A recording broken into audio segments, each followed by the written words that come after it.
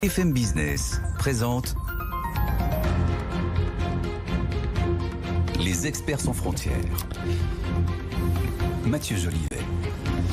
Bonjour et bienvenue, très heureux de vous retrouver dans les experts sans frontières. Aujourd'hui, ils nous viennent de Belgique, de Chine, d'Espagne. Avec eux, on va voir comment les terres rares sont devenues la boussole géopolitique de Donald Trump. On parlera de ce match qui se joue en ce moment en Amérique latine. La doctrine Donroe du shérif Trump contre les nouvelles routes de la soie de Xi Jinping. Et puis, on filera à Moscou voir ce qu'il se passe sous le capot de l'économie russe qui semble décrocher. Les experts sans frontières, c'est parti. BFM Business présente Les experts sans frontières. Mathieu Jolivet. Bienvenue si vous nous retrouvez dans les experts sans frontières. Ce soir, autour de moi, je suis très heureux d'accueillir Shunyan Lee. Bonsoir. Bonsoir. Et bienvenue, fondatrice de Feida Consulting, experte des relations sino-françaises. Nous sommes aussi avec Roland Gillet. Bonsoir Roland. Bonsoir. Professeur d'économie financière à l'université Paris 1 Panthéon-Sorbonne et à l'université libre de Bruxelles. Vous conseillez aussi différentes autorités privées et publiques. On vous connaît bien aussi dans les experts de BFM Business, bien sûr. Et puis, Juan José Dorado. Bonsoir Juan. Buenas tardes. Voilà, bienvenue, c'est un de nos fidèles des experts sans frontières, correspondant en France pour la presse espagnole. Avec vous, j'aimerais bien ce soir quand même qu'on parle encore de ce match, ça va nous occuper pendant tout 2026, de ce match des nouveaux empereurs, Xi Jinping contre Donald Trump. Là, il y a un match qui est quand même fascinant, c'est celui qui est autour des terres rares, de l'accès aux minerais critiques. Cette semaine, à Washington, il y a eu le premier sommet pour les minerais critiques, qui a été intitulé à Washington, organisé par Marco Rubio, le secrétaire d'État américain, et c'était un sommet pour la sécurité nationale. C'est intitulé, il en dit long. Pour commencer, j'aimerais vous faire écouter le vice-président américain, J.D. Vance, qui, à l'ouverture de ce sommet sur les minerais critiques à Washington, rappelle devant des délégations africaines, européennes, ils étaient une cinquantaine de représentants, il leur rappelle à quel point les terres rares sont importantes pour les États-Unis. Écoutez-le. J'ajouterais même qu'il n'y a rien de plus réel que les minerais critiques. Je pense que beaucoup d'entre nous ont appris, à leurs dépens au cours de l'année dernière, à quel point nos économies dépendent de ces minerais critiques. Roland Gillet, vous entendez cette fin de phrase du vice-président américain, à quel point les États-Unis dépendent des terres rares. C'est peut-être ça le cœur du sujet, non, l'obsession américaine de cette dépendance vis-à-vis de la Chine. Mais il y a trois choses par rapport à ça. Il faut d'abord voir que pour le moment, les États-Unis sont le deuxième producteur mondial au niveau des terres rares elles-mêmes, 45 000 tonnes en 2024. Par contre, dès qu'ils ont besoin d'aller en chercher, ils ont besoin d'aller en chercher, 69% des importations de terres rares se font via la Chine. Et il faut bien voir que c'est plus compliqué que ça, c'est que même dans les terres rares que les États-Unis ont, notamment parce que c'est fort polluant, ils ne font pas toutes les étapes. Normalement, pour les terres rares, il faut les séparer, les purifier et les raffiner. Et donc, ils en envoient encore beaucoup en Chine, qui reviennent après aux États-Unis. Donc, il y a un circuit d'abord de fonctionnement pour avoir les terres rares, pour les utiliser. Et il y a un troisième élément, mais qui lui est à côté. Et j'imagine que ce circuit de fonctionnement avec des allers-retours pour travailler et raffiner ces terres rares entre les États-Unis et la Chine, c'est un circuit qui est en pleine guerre commerciale et peut-être compliqué à entretenir et à huiler. La Chine, si vous voulez, si on regarde maintenant au niveau de comment ça fonctionne, après la Chine représente 69% de la production mondiale. Et loin derrière, on a les États-Unis 12%, puis vous avez la Birmanie et l'Australie. Mais aucun de ces trois pays ne fait le cycle complet. Alors que la Chine fait tout le cycle. Elle a à la fois les terres rares, elle peut aller en chercher ailleurs, mais elle a tout pour les séparer, les purifier, les raffiner. Et je répète, dans ce processus, il y a beaucoup de pollution atmosphérique notamment. Et donc clairement, ça veut dire que maintenant, il y a non seulement le fait de les avoir, mais il faut aussi voir comment on peut les obtenir dans l'état final. Et c'est ça que je voulais dire à côté. Le principal demandeur mondial, étant donné tous les microprocesseurs, l'intelligence artificielle, mais pas que, qui est le client et à la fois le fournisseur pour le monde, une fois que c'est fini, sont les États-Unis aussi. D'où l'intérêt de jouer sur le fait de dire maintenant qu'ils veulent encore mettre, vous avez entendu là dans le pacte, des réserves stratégiques pour éviter avoir un jour des problèmes, au-delà de la production déjà naturelle qu'ils ont, mais qui ne va pas depuis la terre rare jusqu'au produit fini qui rentre dans les processeurs. Donc clairement, c'est un enjeu fort où la Chine est très forte évidemment, parce qu'elle a un cycle complet de production. Chun-Lien Li, je rappelle, vous êtes la présidente fondatrice de Feida Consulting, spécialiste des relations justement franco-chinoises.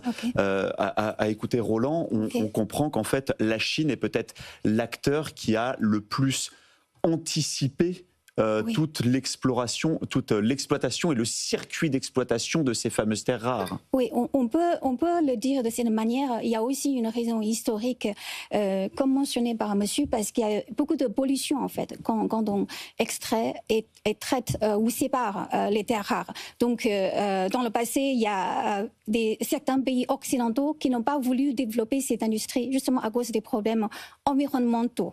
Voilà. Et puis c'était dans les années 1950 que la Chine a commencé à étudier les terres rares.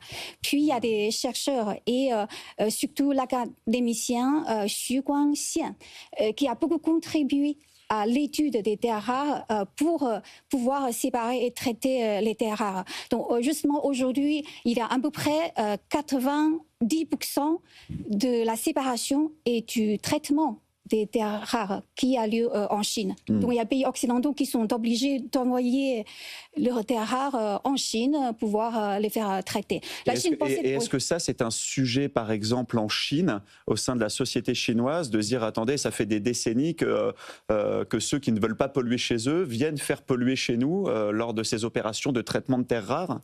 C'était effectivement, je dis, un problème. Mais au début, quand la Chine a commencé à développer cette industrie en Chine, on n'avait pas assez la conscience.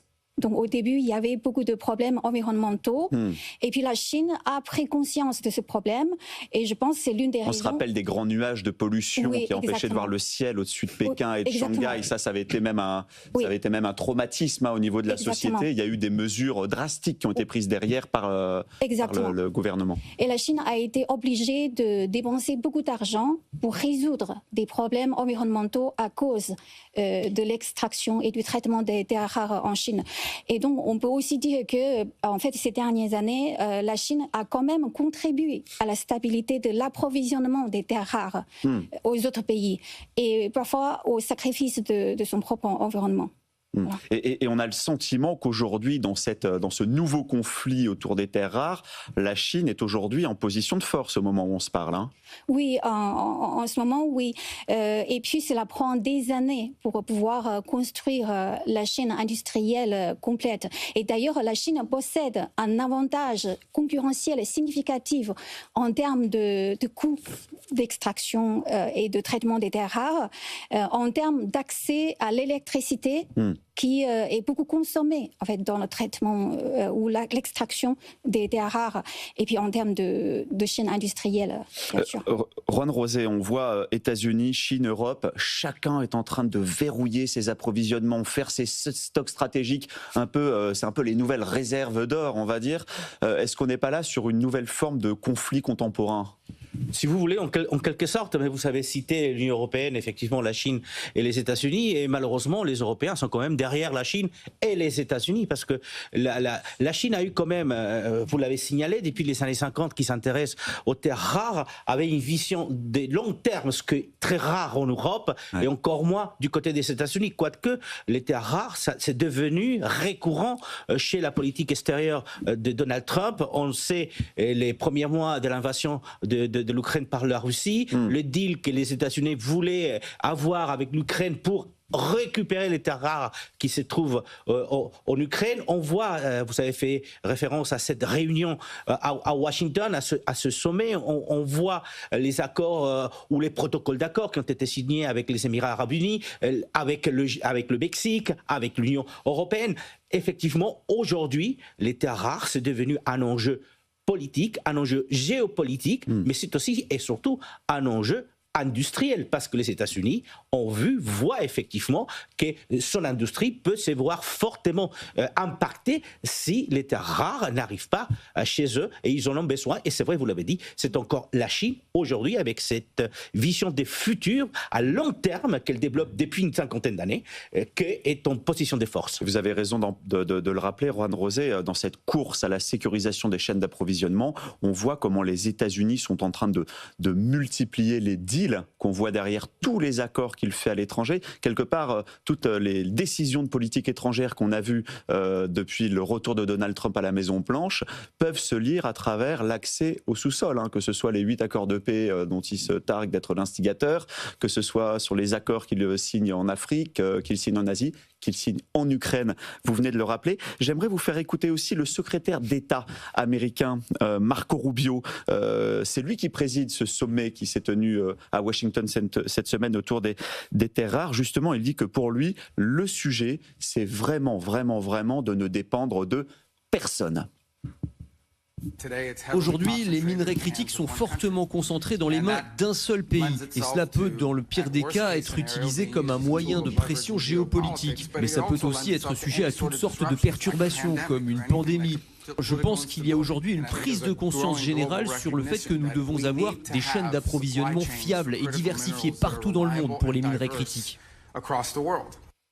Roland Gillet, vous l'évoquiez rapidement tout à l'heure, mais si on veut comprendre aussi pourquoi c'est aussi obsessionnel chez Donald Trump et toute son administration, il faut regarder ce qu'il y a sous le capot de l'économie américaine. Sûr. Et sous le capot de l'économie américaine, on se rend compte de quoi? On se rend compte que sans le secteur de la tech, il n'y a pas de croissance. Et sans terres rares, il n'y a pas de tech. Je lis dans vos yeux que je fais peut-être des raccourcis. Oui, parce que n'hésitez pas à me le dire. Oui, je vais comme dire un point qui fait d'abord que le Make America Great Again, qui est le slogan de départ de Donald Trump, me faisait rire jaune. Vous allez voir pourquoi ça n'a rien à voir avec la Chine. C'est parce que c'est se foutre du monde de dire ça. Quand il arrive dans son second mandat, regardez le taux de croissance aux États-Unis, regardez le taux de chômage aux États-Unis, regardez le taux d'avancement dans toutes les... Et on n'avait pas besoin de parler d'intelligence artificielle dans tout ce qui est digitalisation de l'économie, et regardez ces leaders. Et puis surtout, regardez une chose, et c'est pour éviter de mettre tout sur la tech, autant quand on regarde la bourse, c'est vrai que la tech est pour une grande part dans la performance, autant si vous regardez 2010 à 2023, de 2010 à 2023, en Europe, le PIB a cru de 21%. Aux États-Unis de 34%. C'est plus de 50% en plus. Et ça n'est pas uniquement les valeurs de la tech. Et donc, clairement, et c'est pour ça que j'ai pris 2010-2023, souvenez-vous quand même que la crise des subprimes, c'est 2008. J'ai laissé 2 ans de battement, et puis je regarde ce qui s'est passé après. Alors qu'elle a frappé beaucoup plus aux États-Unis, ces gens ont une capacité de résilience, de force et de résultats qui est beaucoup plus grande que la nôtre. On l'a rappelé tout à l'heure au niveau du fait qu'on n'est souvent pas tous unis comme les États-Unis d'Amérique en Europe. Et donc clairement ici, je vais dire, en ayant dit ça, c'est pas d'hier que les Américains sont déjà sur ce volet. On doit avoir accès à ce qui nous permet, nous, d'être le plus fort, notamment dans la tech. Et alors, le fait que Trump est revenu aux affaires, lui le dit de façon beaucoup plus agressive. Il est dans la négociation permanente, mais c'était déjà le cas avant. Et regardez d'ailleurs à quel point les Européens, nous, on est fragilisés par un état de situation qui est encore beaucoup plus important parce que vous avez rappelé qu'il y a besoin de beaucoup d'électricité pour traiter les terres rares, mais aux États-Unis, le coût de l'énergie est beaucoup plus bas parce qu'ils s'en sont toujours souciés. Et souvenez-vous, avant Trump, il y avait déjà à un moment donné la discussion de savoir, alors que c'est le premier producteur mondial au niveau du pétrole, sur les gaz de schiste. Vous vous souvenez, en Europe, on a dit que c'était sale, on ne l'a pas fait. Eux, ils ont continué à le faire alors qu'ils ont déjà et le pétrole et en quantité, et ils ont en plus un pays au nord qui est merveilleux pour eux, que nous, on n'a pas parce qu'il n'est pas uni, parce qu'il y a beaucoup de pays au nord de l'Europe, c'est qu'eux, ils ont un réseau d'hydroélectricité qui leur permet aujourd'hui de penser qu'un jour, à continuer avec les Canadiens qui ne sont pas nombreux, ils pourront avoir non pas de l'or vert, comme nous on en a, mais l'or vert, c'est quoi? C'est du solaire et du vent, de l'éolien, mais qui ne fonctionne pas en continu comme le nucléaire.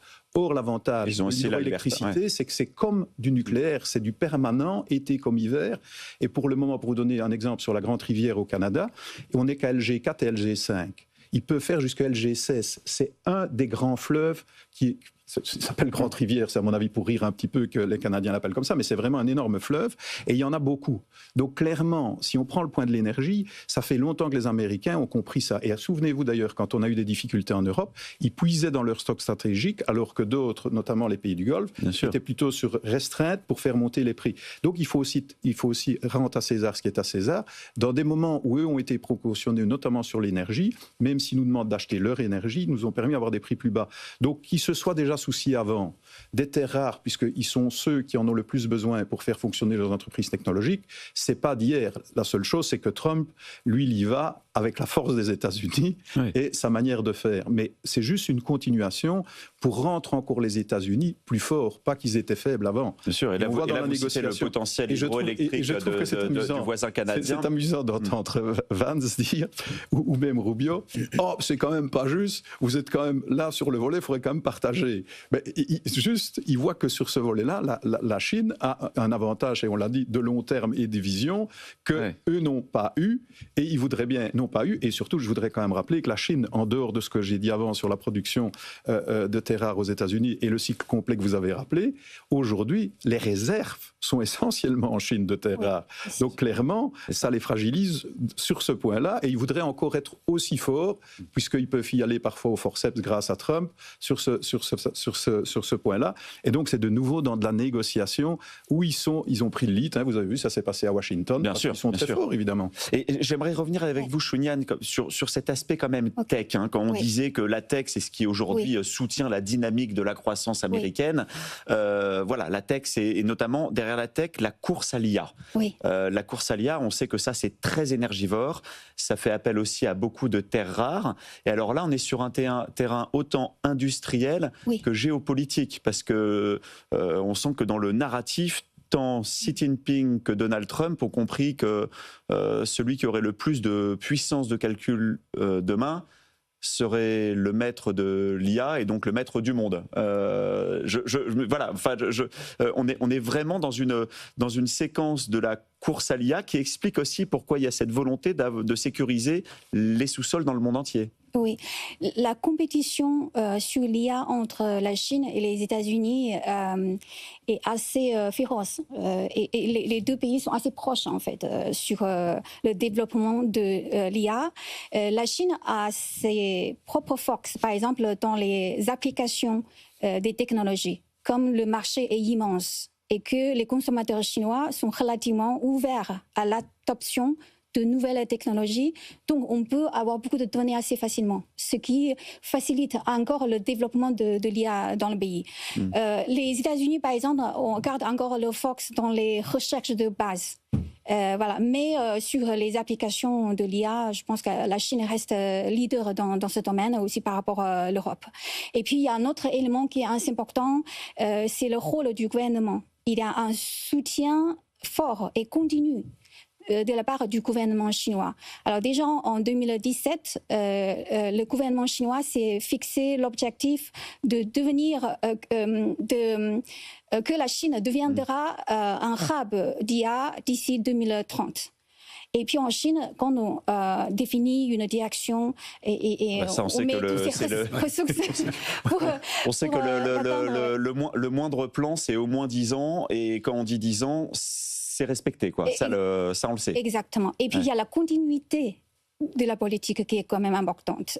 S'il y a beaucoup de changements, comme en Europe ou en France, voilà, ce serait plus difficile. Là-dessus, j'aimerais vous faire écouter aussi un extrait qu'on a ressorti pour vous, que je trouve très intéressant. Ça s'est passé à l'Assemblée générale de l'ONU l'année dernière, parce que vous nous parlez depuis le début, effectivement, on a d'un côté, quelque part, la fureur de Donald Trump ou son imprévisibilité, et de l'autre côté, le temps long de la Chine. Là, on parlait de ses objectifs au niveau de la tech, au niveau de l'IA, mais on sait que la Chine veut aussi devenir le leader mondial de la transition énergétique. Et justement, lors de la dernière Assemblée générale de l'ONU, Trump est monté à la tribune dans un discours tout en fureur pour parler climat, avec une réponse derrière de Xi Jinping dans une vidéo. Écoutez ça. Global warming and the carbon footprint Le réchauffement climatique, c'est une arnaque qui a un coût extrême. La transition verte est une véritable tendance de notre époque. Certains pays décident d'aller à contre-courant, mais la communauté internationale doit tenir le cap.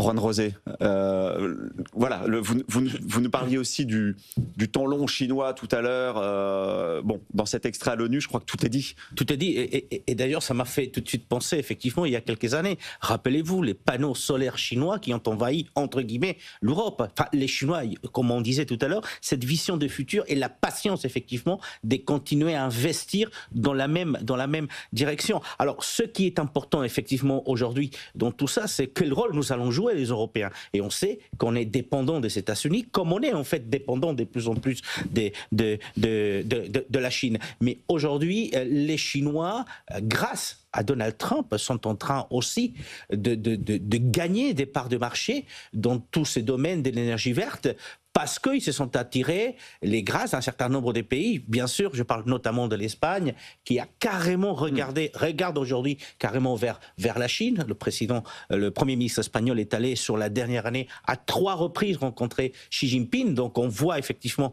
quel est l'intérêt. Parce qu'aujourd'hui, ce n'est pas les États-Unis notre référence, c'est plutôt la Chine, que ça soit à un moment donné dans les panneaux solaires, mais aussi dans l'énergie électrique, vous l'avez signalé, parce qu'ils sont capables aussi de continuer à construire des gros barrages, ce que, pour des questions d'environnement, nous ne faisons plus en Europe, et on doit, comme fait la France, regarder plutôt vers l'énergie nucléaire, qui est peut-être la solution pour nous, Européens, aujourd'hui. Juan Rosé, l'Espagne, qui est peut-être le pays en Europe, qui a du foncier, du soleil, des côtes, est-ce que là-bas, il n'y a pas une réflexion pour avoir une approche plus européenne et protectionniste, pour être un peu le hub énergétique vert de l'Europe? Et l'Espagne, c'est peut-être totalement naïf ce que je vous dis là, mais est-ce que c'est un sujet de société qui est monté depuis longtemps en Espagne, ça? Tout à fait. D'ailleurs, vous regardez le mix énergétique en Espagne, il est essentiellement des énergies renouvelables, des énergies vertes. Mais nous avons un problème que la France n'a pas, c'est que les interconnexions entre la péninsule ibérique, l'Espagne et le Portugal et le reste de l'Europe sont à 4%. Il n'y a pas d'interconnexion. Donc nous, on peut fabriquer de l'électricité, on peut faire énormément de choses, sauf que nous ne pouvons pas l'exporter parce que les interconnexions n'existent pas. Et c'est un dossier qui est depuis 25 ans, l'Espagne bataille auprès de Bruxelles pour que ces interconnexions avec le reste de l'Europe soient développées. Ouais. Donc oui, on a Je crois qu'il y a un seul canal qu'on appelle le corridor ibérique, mais qui n'est absolument pas suffisant, et on l'a vu lors d'un grand blackout qui avait eu l'année dernière ou il y a 2 ans. On est à 4-6% d'interconnexion entre l'Espagne et la France, quand normalement, si on suit les plans de l'Union européenne, on devrait être aujourd'hui à près de 25%. Donc il y a des infrastructures qui n'ont pas été construites, qui ne sont pas construites, et donc on ne peut pas. Et donc on a ce problème-là en Espagne. C'est pour ça qu'on a développé l'énergie verte, et que l'Espagne, effectivement, son mix énergétique est à peu plus de 70% des énergies renouvelables. Roland Gillet, on parlait de ces stocks stratégiques de terres rares que chacun essaye de constituer. Bon, bah voilà, Donald Trump vient d'appuyer sur un bouton, tac, 12 milliards de dollars pour commencer son stock. En Chine, ils ont commencé à travailler là-dessus depuis les années 50, et ils ont tout ce qu'il faut dans les sous-sols. En plus, ils l'ont le stock, donc ils n'ont pas de problème. Et en plus, ils ont le stock. Est-ce qu'en Europe, on est capable aujourd'hui d'être encore dans le game sur ces réserves? Je l'espère. Vous imaginez si on n'y était pas et que je vous disais qu'on ne s'interroge pas, ce serait vraiment dramatique. Par contre, c'est la manière dont on y va uni ou pas. C'est vrai qu'il y a des pays, vous venez de le rappeler, au niveau de l'Espagne, qui sont déjà bien avancés avec des discussions sur la Chine, pas uniquement d'ailleurs sur les terres rares.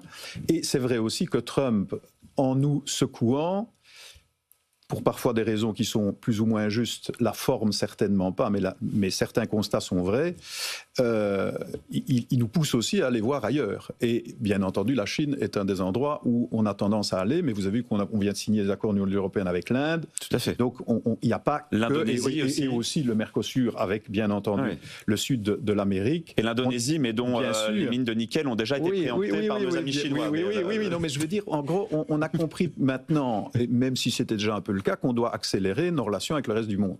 Et donc clairement, la Chine, ayant tous les avantages qu'elle a, mais aussi un danger pour nous, c'est-à-dire qu'elle est Pour vous dire, le plus fort qui pour le moment sur le plan géopolitique, militaire et économique sont les États-Unis, et ce plus fort a plus peur de la Chine que n'a peur de l'Europe. Donc clairement, on sait que l'enjeu de compétitivité, il est sûrement aux États-Unis avec le côté brusque de Donald Trump, mais sur le fait d'avoir des gens très pragmatiques qui fonctionnent dans un autre monde culturel que nous, les Chinois, c'est des gens qui peuvent nous faire trembler, puisque le plus fort a quand même peur d'être un jour dépassé par la Chine. Donc clairement, on voit bien que pour Donald Trump, l'ennui de compétitivité, il n'est pas tellement avec nous, il est avec la Chine. Allez, on va continuer à parler de ce sujet ô combien stratégique qui va nous intéresser toute cette année 2026, des terres rares et de la sécurisation des chaînes d'approvisionnement. On va parler à ce sujet du Groenland et de l'hémisphère occidental après cette courte pause. À tout de suite.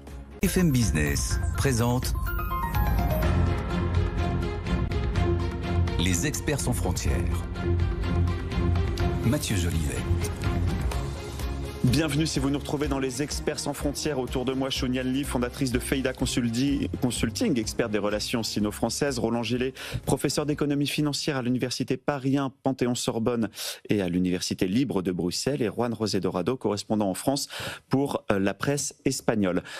Au sujet de la géopolitique des terres rares, j'aimerais vous faire écouter maintenant une voix française et donc aussi européenne, celle de notre ministre de l'économie, Roland Lescure, qui lui aussi a dit cette semaine, alors que le commissaire européen Stéphane Séjourné était au sommet sur les minerais critiques à Washington, Roland Lescure qui dit attention à la dépendance sur les terres rares. Écoutez-le.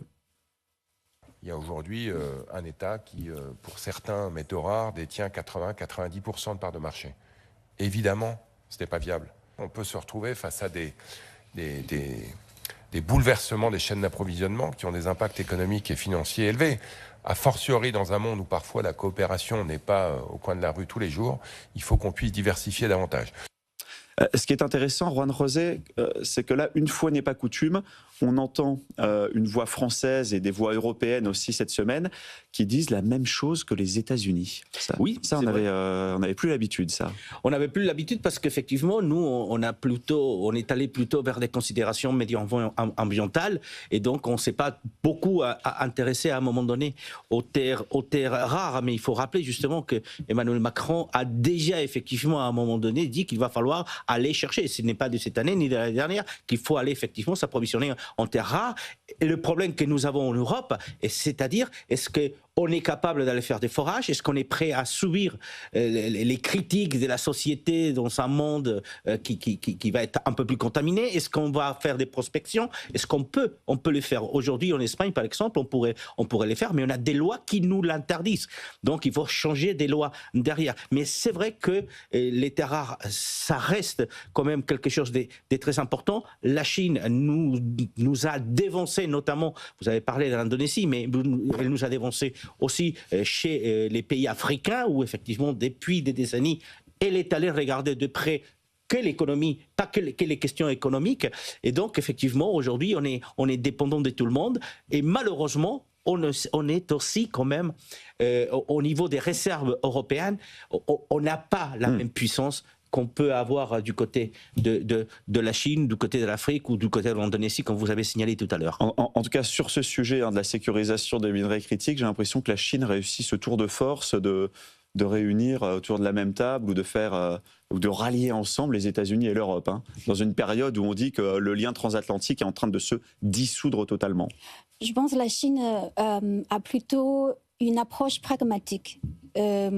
C'est dans la culture aussi, essayer toujours de chercher la solution et de ne pas provoquer les autres. Je pense que ça, c'est une approche quand même importante et qui est aussi observée par des pays, par exemple, africains ou d'autres pays en Asie. Et la Chine se focalise beaucoup sur le développement des affaires. Je pense que ça, c'est aussi un point important, assez différent de l'approche de certains pays occidentaux qui se focalisent beaucoup sur l'idéologie voilà, ou parfois sur des conflits militaires, etc. Ouais. Et d'ailleurs là-dessus, je pense, puisque vous parlez du pragmatisme économique de la Chine et de ses intérêts économiques qu'elle protège, là il y a quelque chose qu'on va scruter de près pendant l'année 2026, c'est ce qui se passe en Amérique latine. Oui. Parce que là, pour le coup, ça va être un petit peu un laboratoire de la doctrine Donroe de Donald Trump, qui dit maintenant c'est à moi, hein. Les intérêts, c'est ma sécurité nationale, le continent latino-américain. Mais ce continent latino-américain, il est aussi investi, depuis que la Chine est rentrée à l'OMC, elle est partout présente en Amérique latine, hein. Les relations commerciales entre la Chine et les pays de l'Amérique latine existent depuis plusieurs décennies et continuent à se développer. Trump peut dire ce qu'il veut dire, mais les autres pays, quand ils veulent continuer ces relations commerciales avec la Chine, quand c'est mutuel, je pense que ce serait difficile de les stopper, en fait. Voilà, donc... Ce serait difficile, et en même temps, Donald Trump nous a montré qu'il était capable d'aller chercher un président...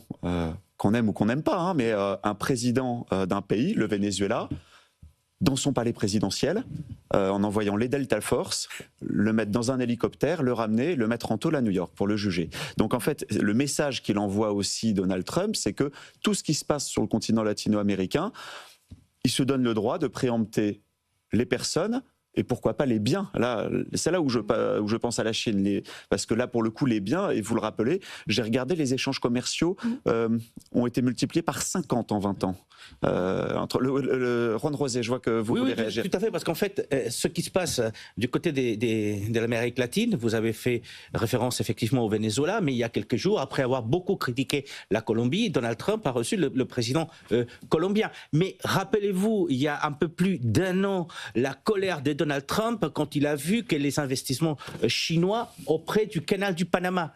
Donc, il voit que les Chinois sont aux portes effectivement des États-Unis. Rappelez-vous, il y a à peine une semaine, la colère de Donald Trump quand il a menacé le Canada parce qu'il est en train de négocier un accord avec les Chinois. Donc effectivement, aujourd'hui, on revient à cette idée et à cette division de long terme qui développe effectivement, et sans faire du bruit, les Chinois, qui n'est pas du tout notre façon de faire, au moins en Occident, mais c'est vrai qu'eux et Donald Trump en priorité veut faire de l'Amérique latine un peu la basse-cour des États-Unis où personne n'a le droit, et il est en train de se rendre compte que malheureusement pour lui, il n'y a pas que les Chinois, parce qu'il y a aussi des Européens qui sont là, mais que les ennemis qu'il a désignés, il les a aux portes des États-Unis. Et qu'aujourd'hui, je crois, il y a une dizaine de pays sud-américains dont le premier client et le premier partenaire, c'est la Chine. Oui. Hein, le président uruguayen vient de passer toute la semaine à Shanghai et à Pékin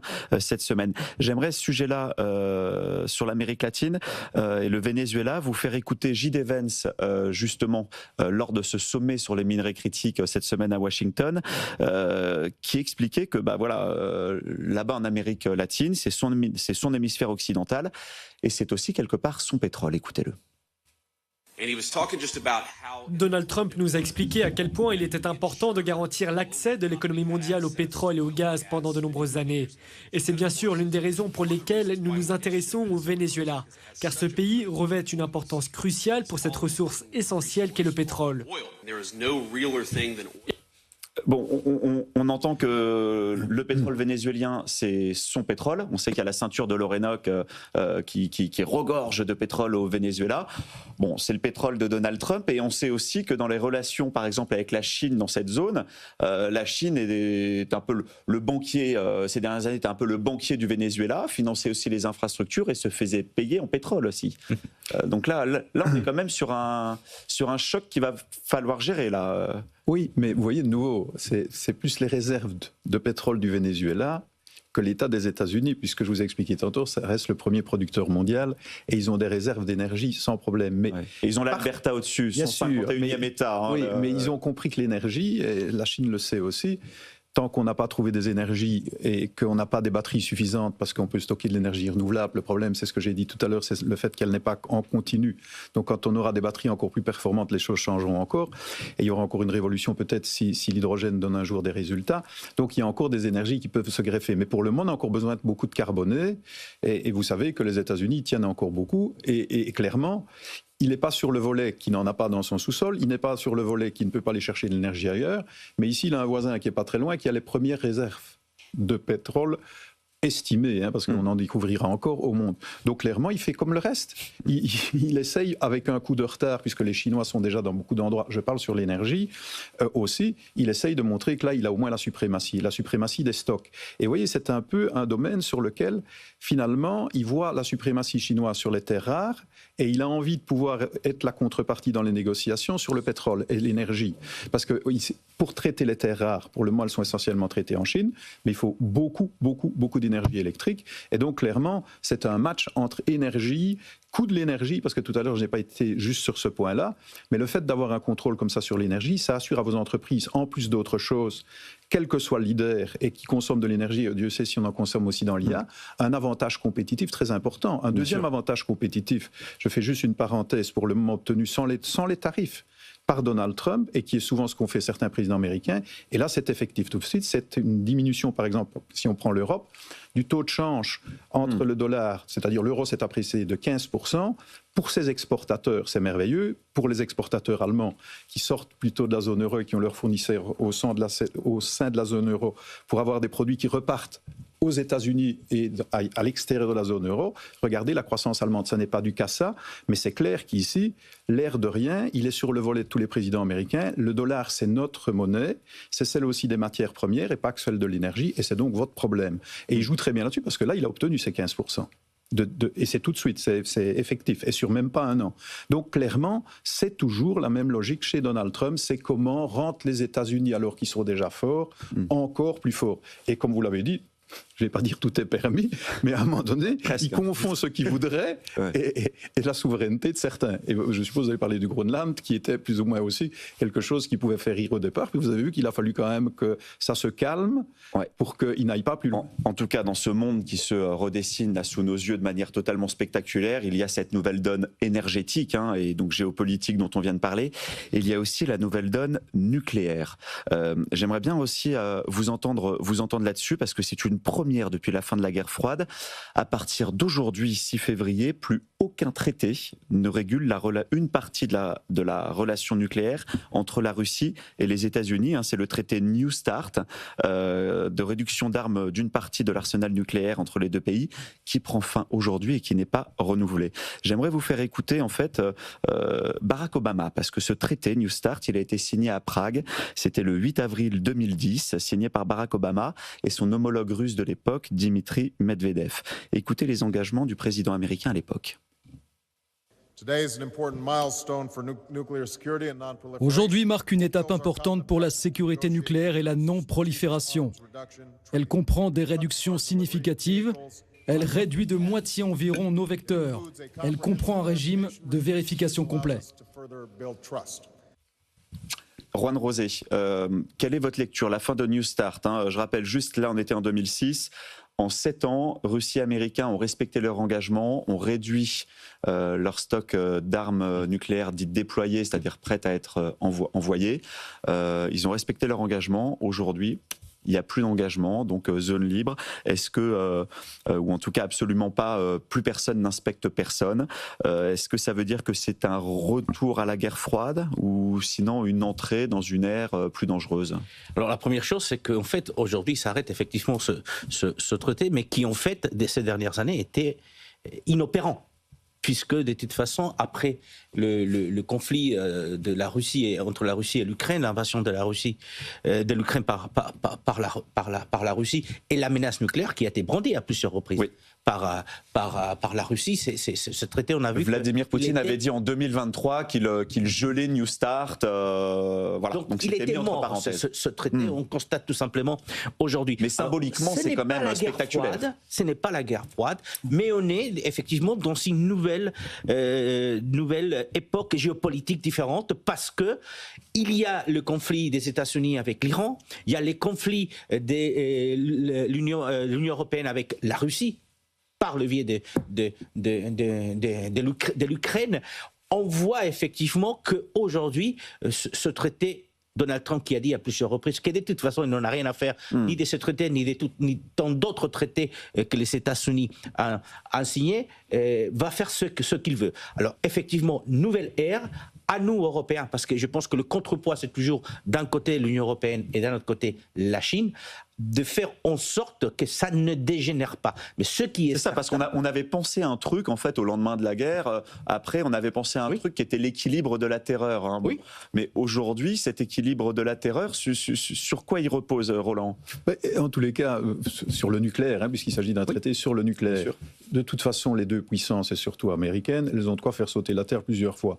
Donc même encore maintenant. Et vous avez vu d'ailleurs que dans les négociations avec la Russie, s'il y a bien quelque chose que les États-Unis ont peur, c'est qu'à un moment donné, un geste je veux dire, de fin de vie, de ce que vous voulez, de fin de règne de Vladimir Poutine, qu'il appuie sur l'arme nucléaire sans qu'il ne puisse, lui, contrecarrer par son système via Starlink ou autre, enfin, soit qu'il puisse faire vraiment ce qu'il appelle le bouclier, avec certitude que rien ne partira plus loin que le départ de la Russie des lancers éventuellement gifles nucléaires. Mais en dehors de ça, je vais dire, c'est sûr que c'est dommage, puisque l'idée c'était quand même qu'on ait des accords sur le sujet, qui en ait un ou pas, et comme vous l'avez très bien rappelé, il était déjà mort, ça ne me fait pas plus peur. Ce qui me fait plus peur, c'est le fait que dans des guerres conventionnelles pour le moment, l'Europe soit obligée de se réveiller, et que quand elle se réveille, on aime ou on n'aime pas la franchise de ce que Rutte, le patron de l'OTAN, a dit la fois dernière, c'était juste un état de constatation. Sans les États-Unis pour le moment, on a un vrai problème. Et si vous voulez, on peut rentrer dans les détails du problème, mais il est grand. Donc on a tellement besoin d'eux que pour le moment... Sachant au niveau de la dissuasion nucléaire, est-ce qu'on ne revient pas quand même ? On a la France et la Grande-Bretagne. Oui, et puis on a l'OTAN. On a l'OTAN. En cas de graves conflits, l'OTAN n'a pas été remis en cause sur tous ces aspects. C'est plutôt, et soyons quand même un peu aussi magnanimes, il faut quand même être tout à fait honnête, depuis 2014, on avait signé un accord entre clubmen au niveau de l'OTAN, et ceux qui ne l'ont pas respecté sont certains pays, pas tous d'ailleurs, de l'Europe.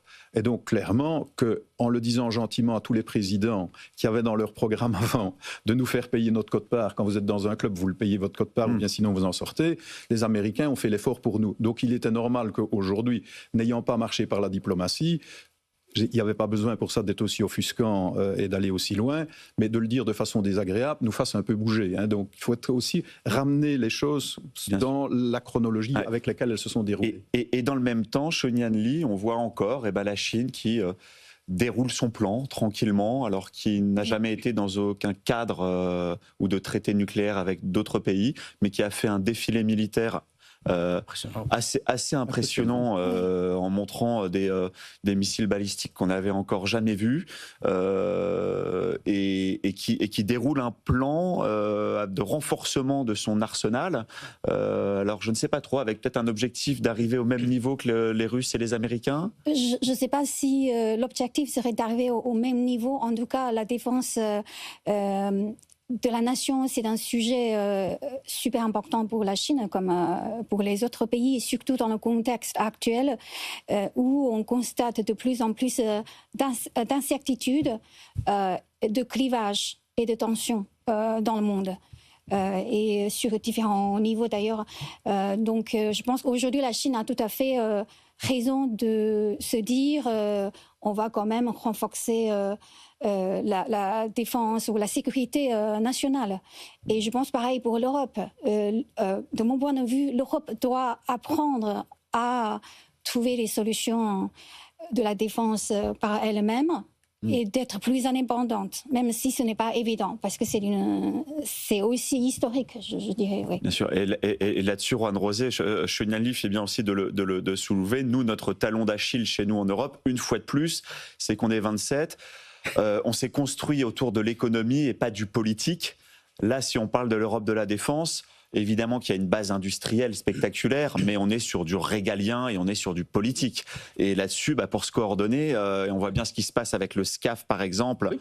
C'est assez dramatique, j'allais dire, en termes de coordination. C'est dramatique, d'autant plus que l'Europe parle de l'Europe de la défense depuis 25 ans.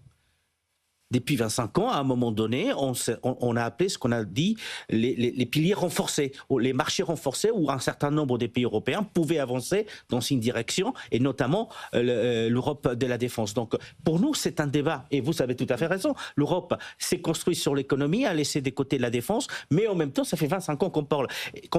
Et puis, le traité New Start, il faut quand même rappeler que parmi les raisons que Donald Trump a données, c'est que la Chine n'était pas dans ce traité. Et il aurait voulu que la Chine tout à fait vienne sur ce traité. Et puis, logiquement, la Chine a dit, non, on est très loin encore des États-Unis et de la Russie, nous, on n'a rien à faire dans ce traité. C'est ça. Et Washington voulait adapter, en fait, le traité à la nouvelle donne stratégique qui est la Chine, qui devient une puissance nucléaire qui joue presque à jeu égal. Quoi. Ouais, en tout cas, je ne vois pas la Chine comme une menace pour la sécurité mondiale. Pour moi, c'est plutôt, je ne sais pas, une excuse un peu géopolitique.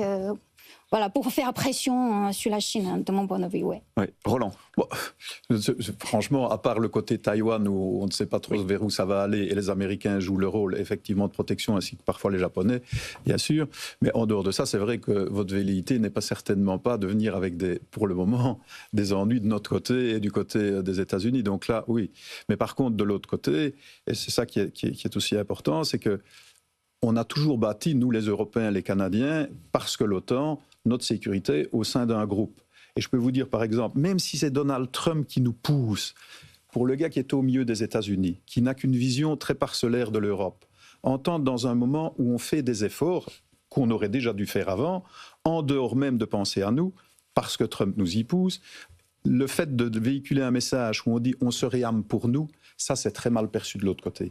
Parce que le type qui est au milieu de sa province, pas nécessairement à Washington, pas nécessairement à Boston, mais au milieu du Texas, lui, il se dit c'est quand même un peu fort. Moi, j'ai payé beaucoup plus qu'il ne fallait, 5% parfois, 4,5% par rapport au PIB de dépenses, pour que l'OTAN soit fort. Aujourd'hui, c'est vrai que Trump, il va fort dans la manière dont il se coule le cocotier du côté européen. Et quand il se réarme, le discours à cause de Trump, parce qu'il est à cause de Trump quand il dit ça, c'est qu'ils vont se réarmer pour eux. Non, ils vont se réarmer pour que l'OTAN soit plus fort, et notamment en Europe. Et vous voyez, des fautes de messages comme ça, ça joue sur la population américaine plus que vous voulez le penser. Comme chez certains Américains aujourd'hui, j'en vois parfois dans ma petite ville où je suis dans les Ardennes belges, parce qu'il y a eu la bataille des Ardennes, et il y a beaucoup d'Américains qui sont morts, et donc il reste encore quelques personnes qui vivent aujourd'hui, il n'y en a plus beaucoup, mais qui viennent et qui disent « nous on se souvient quand même de ce qu'on a fait », et c'est vrai qu'avec le temps les Américains ont été beaucoup à la rescousse des Européens en Yougoslavie et ailleurs, et on n'a pas l'air de se souvenir aussi souvent de ce qu'on a fait, et on met tout sur le volet économique, c'est-à-dire de dire on l'a fait uniquement pour la suprématie économique, oui mais on l'a fait quand même. Donc je crois que ça, en dehors, je répète, de la manière inqualifiable parfois où Trump nous bouscule, il y a des éléments aussi qu'on doit bien regarder. Surtout que ça va nous coûter cher si on doit se réarmer à la hauteur des défis. Ça va se coûter cher et on a déjà pris beaucoup d'engagements, ne serait-ce d'augmenter notre part de PIB dans la défense, ça peut aller de 3 à 5%, avec des zones d'ombre dans ces engagements d'ailleurs budgétaires. Là, on est les rois aussi des passe-passe budgétaires pour afficher 5% du PIB. Bref, c'est encore un autre sujet. On va terminer comme chaque semaine cette carte blanche des experts sans frontières avec des articles que vous avez choisis chacun, ou des supports de médias ou de livres qui viennent de vos pays respectifs. Je commence avec vous, Chunyan. Vous avez choisi un rapport chinois sur le développement d'Internet en Chine. Oui, c'est ça. Et il y a des articles chinois qui en parlent. Donc, la Chine enregistre une forte hausse du nombre d'utilisateurs d'IA génératifs. Selon le 57e rapport statistique sur le développement d'Internet en Chine, publié très récemment par le CNNIC, jusqu'en décembre 2025, environ 602 millions de personnes ont utilisé l'IA générative en Chine, soit une augmentation d'environ 142% par rapport à la fin de l'année 2000 milliards d'utilisateurs d'IA en Chine. Par rapport à l'année, la fin de l'année 2024, par ailleurs, fin 2025, le nombre d'internautes en Chine a atteint 1,125 milliard, soit un taux de pénétration d'Internet supérieur à 80% dans le pays. Et puis voilà. Et l'IA générative s'intègre en fait rapidement dans la vie quotidienne des Chinois ainsi que dans les secteurs de production. En fait, entre 2021 et 2025, le secteur chinois de l'Internet a connu des progrès significatifs. Voilà. Et donc vous le voyez, vous le constatez en Chine, hein? Oui, on le voit voilà, de ses propres yeux à chaque fois. La pénétration de l'IA générative en Chine, ça c'est un vrai sujet d'ailleurs qui fait écho à ce dont on parlait au début de l'émission sur les terres rares. Roland Gillet, vous avez choisi un article de la RTBF sur des prêts à 40 ans. Oui, et je suis heureux d'avoir un Espagnol autour de la table parce que c'est grâce à ce que j'ai vécu à un moment donné tout près du gouvernement espagnol quand la crise de 2012 a eu lieu, où là où on avait étendu, vous vous en souvenez, les crédits à des durées très très longues, qu'on a vu ce que ça pouvait donner quand à un moment donné une crise arrive. Et donc je pense que autant on peut toujours dire on peut faire baisser la mensualité, c'est-à-dire le montant qu'on rembourse chaque mois en allongeant la durée. Il faut savoir que c'est toujours au prix de payer plus d'intérêts puisqu'on allonge la durée. Le raisonnement est souvent fait par les jeunes, surtout c'est les jeunes qui empruntent à long terme. 40 ans, c'est presque toute une vie d'activité, donc c'est long. Il peut se passer des événements de vie. Vous pouvez perdre votre emploi, bien sûr. Vous pouvez changer de conjoint. Sur la période, pour vous donner une idée, en Europe, c'est 7 ans la moyenne. Donc, ça fait beaucoup d'éléments de vie qui font que vous pouvez avoir des difficultés. Mais surtout, on vous demande aussi d'être mobile. Or, vous payez des frais de transaction élevés à chaque fois que vous changez d'abord de lieu et surtout de pays. Donc, clairement, il y a cet élément-là. Mais surtout, et c'est ça que je veux rappeler, c'est que quand vous vous engagez pour 40 ans à rembourser, vous voyez une mensualité, c'est ce qui s'est passé en Espagne, qui est très faible par rapport à votre loyer. Mais il est clair que si vous voulez encore la faire baisser, vous n'avez qu'à vous endetter à 50 ans. Et vous vous dites, bon sang, mais c'est bien sûr, pourquoi est-ce que je louerais en payant un loyer qui va être indexé alors que je peux payer chaque fois peu, mais longtemps? Mais le montant est très élevé. Voilà, c'est un article de la RTBF que vous avez sélectionné, Roland Gillet. On termine avec vous, Juan Rosé. Vous avez choisi un livre. J'ai choisi un livre qui s'appelle Les chemins de la colère. C'est un journaliste hispano-suisse qui travaille pour France Presse depuis plus de 20 ans, qui a été au bureau de Washington et aussi en Amérique latine, aujourd'hui à Paris.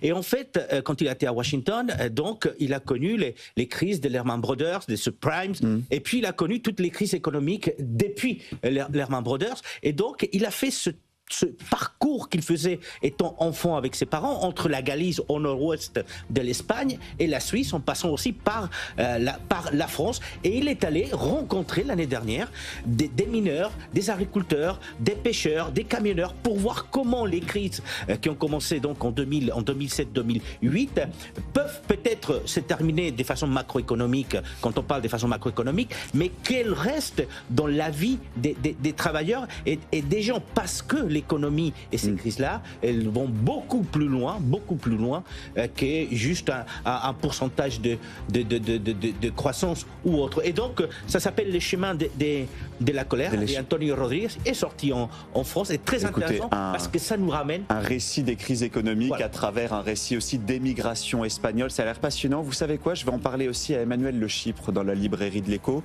et on va l'inviter. Ou sinon, moi, j'en parlerai dans les coups de cœur de la rédaction. Je vais aller le chercher. Merci à vous tous, en tout cas, nos experts sans frontières. Autour de moi, Chouine Adli, fondatrice de Feida Consulting, Roland Gillet, professeur d'économie financière à l'université Paris 1 Panthéon-Sorbonne, et Juan Rosé Dorado, correspondant en France pour la presse espagnole. Très bon week-end à tous sur BFM Business. Je vous retrouve la semaine prochaine dans les experts sans frontières, mais tout de suite, le journal de Stéphanie Colo. Les experts sans frontières sur BFM Business.